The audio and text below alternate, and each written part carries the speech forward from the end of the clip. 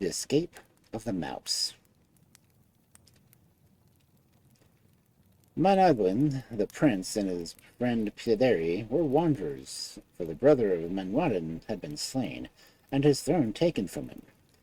Very sorrowful was Manawyddan, and Piedi was stout of heart, and bade him to be good cheer, for he knew a way out of his trouble.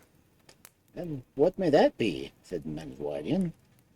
"If thou marry my mother Rhiannon, and become lord of fair lands that I will give her for dowry, never did any lady have more wit than she, and in her youth none was more lively. Even yet she is good to look upon." "Thou art the best friend that a man ever had," said Manawyddan. "Let us go back and seek Rhiannon, and the land where she dwells." Then they set forth, but the news of their coming ran swifter still, and Rhiannon and Sviva, wife of Frida, had made haste to prepare a feast for them.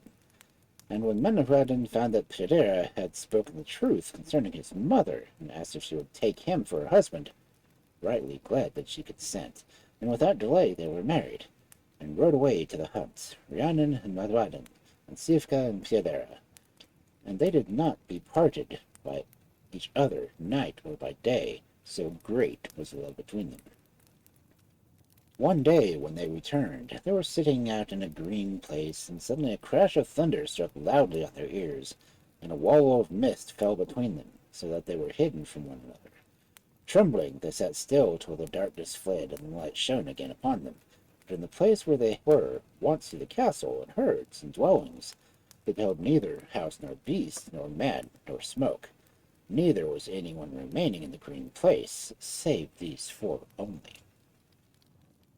"Whither have they gone, and my host also?" cried Manawyddan, as they searched the hall, and there was no man, and the castle, and there was none, and in the dwellings there were none, save the wild beasts. For a year these four fed on the meat that Manawyddan and Perdera killed at hunting, and the honey of bees they sucked from the mountain heather. For a time they desired nothing more, but when the next year began, they grew weary. "We cannot spend our lives thus," said Manawyddan at last. "Let us go into England and learn some trade by which we may live." So they left Wales and went to Hereford, and there they made saddles, while Manawyddan fashioned blue enamel ornaments to put on their trappings. And so greatly did the townsfolk love these saddles that no others were bought throughout the whole of Hereford, till the saddlers banded together and resolved to slay Manawyddan and his companions. But when Piederi heard of it, he was very wroth, and wished to stay and fight. But the counsels of Manawyddan prevailed, and they moved by night to another city. "What craft shall we follow?" asked Fredeia. "We shall make shields," said Manawyddan. "But do we know anything of that craft?" answered Pryderi. "We will try," said Manawyddan, and they began to make shields, and fashioned them after the shape of the shields they had seen, and these likewise they enamelled. And so greatly did they prosper that no man in town bought a shield except they had made it, till at length the shield makers banded together as the saddlers had done, and resolved to slay them. But of this they had warning, and by night betook themselves to another town. "Let us try making shoes," said Manawyddan, "for there are not many among the shoemakers bold enough to fight us." "I know nothing of crafting shoes," answered Pryderi, who in truth despised so peaceful a craft. "But I know," answered Manawyddan, "and I will teach thee to stitch. We will buy the leather already dressed, and we will make shoes from it." Then straightway he sought the town for the best leather, and for a goldsmith to fashion the clasps, and he himself watched till it was done, so that he might learn for himself. And soon he became known as the maker of gold shoes, and prospered so greatly that no one could buy a shoe from him, and not a shoe was and prospered so greatly that as long as one could be bought from him, not the shoe was purchased from the other shoemakers in town. And the craftsmen were wroth, and banded together to slay them. "Pryderi," said Manawyddan, when we had heard the news, "we shall not remain in England any longer. Let us set forth to Divan." So they journeyed until they came to the lands of Nabarth, There they gathered dogs around them and hunted for years before. After a strange thing happened, one morning Pederi and Manuel rose to hunt, and loosened their dogs, which ran before them, until they came to a small bush. At the bush the dogs shrank away as if frightened, and returned to their masters, their hair bristling on their backs.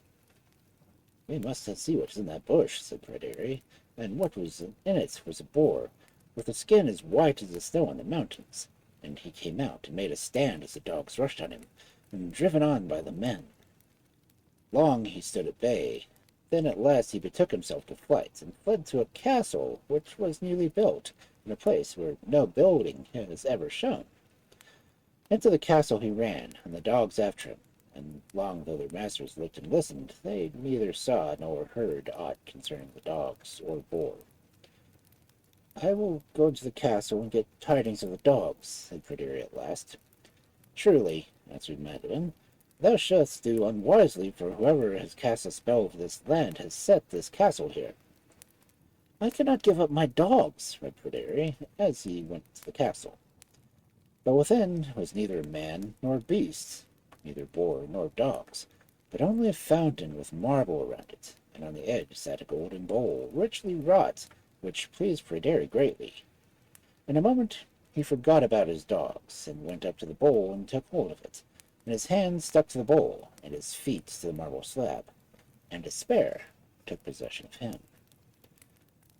Till the close of day Manawyddan waited for it, and when the sun was sinking fast, he went home, thinking that he had strayed far. "Where is thy friend and thy dogs?" asked Rhiannon, and he told her what had befallen Pryderi. "A good friend hast thou lost," answered Rhiannon, and she went up to the castle and through the gate, which was open. There in the centre of the courtyard she beheld Pryderi standing, and hastened towards him. "What dost thou here?" she asked, laying her hand on the bowl. And as she spoke, she too stuck fast, and was unable to utter a word. Then thunder was heard, and a veil of darkness descended upon them, and the castle vanished, and they did with it. When Kisva, the wife of Pryderi, found that neither her husband nor his mother returned to her, she was in such sorrow that she cared not whether she lived or died. Manawyddan was grieved also in his heart, and said to her, "It is not fitting that we should stay here, for we have lost our dogs and cannot get food. Let us go into England. It is easier for us to live there." And so they set forth. "What craft wilt we follow?" asked she as they went along. "I shall make shoes as I once did," replied he, and he got all the finest leather in the town, and caused gilded clasps to be made for the shoes, till everyone flocked to buy, and all the shoemen in town were idle and banded together, angered to kill him. But luckily Manawyddan had got word of it, and he and Siva left town one night and proceeded to Narberth, taking with him a sheaf of wheat, which he sowed in 3 plots of ground. And while the wheat was growing, he hunted and fished, and they had enough food and to spare. Thus the months passed until the harvest, and one evening Radin visited the furthest of his fields of wheat, and saw that it was ripe. "Tomorrow I will reap this," he said. But on the morrow when he went to reap, he found the wheat was nothing more than bare straw. Filled with dismay, he hastened to the second field. There the corn was ripe and golden. "Tomorrow I will reap this," he said. But on the morrow the ears had gone, and there was nothing but the bare stalks. "Well, there is one field left," he said, and when he looked at it, it was still fairer than the other 2. "Tonight I will watch here." Though he thought, "For whoever carried off the other corn will in like manner take this, and I will know who it is." So he hid and waited. The hours slid by, and all was still, so still that men well nigh dropped to sleep. But at midnight there arose the loudest tumult in the world, and peeping out he beheld a mighty host of mice, which could neither be numbered nor measured. Each mouse climbed up a stalk till it bent down with its weight, and then it bit off one of the ears and carried it away. There was not one of the straws that had not got a mouse in it. Full of wrath he rushed at the mice, but he could no more come up with them than he had with any of the gnats, birds in the air, save one which only lingered behind the rest, and this mouse Mirandon came up with. stooped down and seized it by the tail and put it in his glove, and tied a piece of string across the opening of his glove so that the mouse could not escape. When he entered the hall where Shiva was waiting, he lighted a fire and hung the glove upon a peg. "What hast thou there?" asked she. "A thief," he answered, "that I caught robbing me." "What kind of thief may it be that thou couldst put in a glove?" said Shiva. "That I will tell thee," he replied, and then he showed her how his field of corn had been wasted, and how he had watched for the mice. "And one was less nimble than the rest, and is now in my glove. Tomorrow I will hang it. I only wish I had them all." "It is a marvel, truly," said she. "Yet it would be unseemly for a man of thy dignity to hang a reptile such as this. Do not meddle with it, but let it go." "Woe betide me," he cried, "if I could not hang them all, if I could catch them, and such a thing I will have hang." "Verily," she said, "there's no reason that I should secure this reptile except to prevent discredit on thee." "If I knew any cause that I could unsecure it, I would take thy counsel," answered Madeline. "But as I know none, I am minded to destroy it." "Do so then," said Siva. So he went up a hill and set up 2 forks on top. While he was doing this, he saw a scholar coming towards him, whose clothes were tattered. Now it was 7 years since Manuel had seen a man or beast in this place, so the sight amazed him. "Good day to thee, my lord," said the scholar. "Greeting to thee, scholar. Whence dost thou come?" "From singing in England. But wherefore dost thou ask?" "Because for 7 years no man has visited this place." "I wander where I will," answered the scholar. What work art thou upon?" "I'm about to hang a thief that I caught robbing me." "What manner of thief is that?" inquired the scholar. "I see a creature in thy hand, like a mouse, and ill does become a man of thy rank to touch a reptile like this. Let it go free." "I will not let it go free," cried Madeline. "I caught it robbing me, and it shall suffer the doom of a thief." "Lord," said the scholar, "sooner than see a man like thee at such work, I would give thee £1 which I have received in alms to let her go free."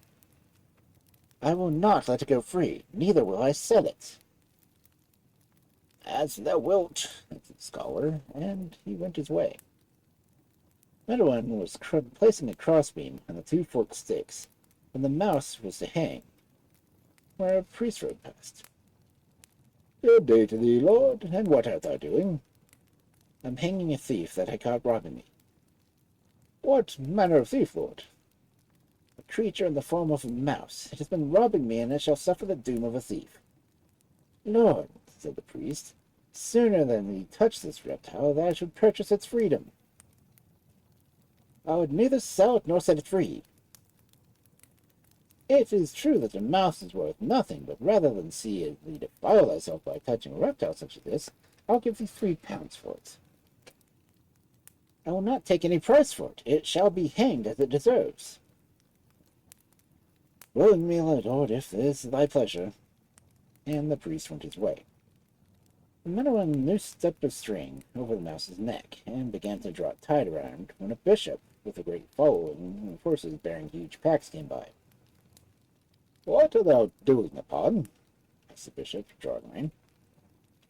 "Hanging a thief I caught robbing me." "But is not that a mouse that I see in thine hand?" asked the bishop.